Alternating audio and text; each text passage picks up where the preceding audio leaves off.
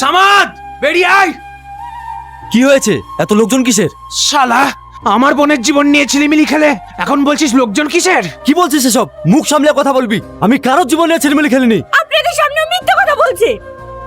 এই যে ভালো মানুষের মুখোশধারী মানুষটাকে আপনারা দেখছেন, এর পিছনে একটা জঘন্য নোংরা মানুষ লুকিয়ে আছে। আমি ওর পার্সোনাল অ্যাসিস্ট্যান্ট, কিন্তু আমাকে বিয়ের প্রলোভন দেখিয়ে আমি এতদিন আপনাদের সামনে কাউকে কিচ্ছু বলিনি, কারণ ও আমাকে বিয়ের প্রতিশ্রুতি দিয়েছিল। কিন্তু 2 বছর হয়ে গেল ও আমাকে বিয়ে করেনি, কিন্তু আজ আমি আপনাদের কাছে এসেছি। আমি আমার অধিকার চাই। মিথ্যা কথা, ও সব মিথ্যা কথা বলছে। ওর কথা কেউ বিশ্বাস করবেন না। মিথ্যা কথা? আমি না হয় মিথ্যা কথা বলতে পারি, কিন্তু এই রিপোর্টটা তো আর মিথ্যা কথা বলবে না। দেখুন আপনারা, আমি সন্তানের মা হতে চলেছি। জি জামাচ্ছি, আমি তোমাকে কতটা ভালো ভাবতাম, আর আমি থাকা সত্ত্বেও তুমি জি।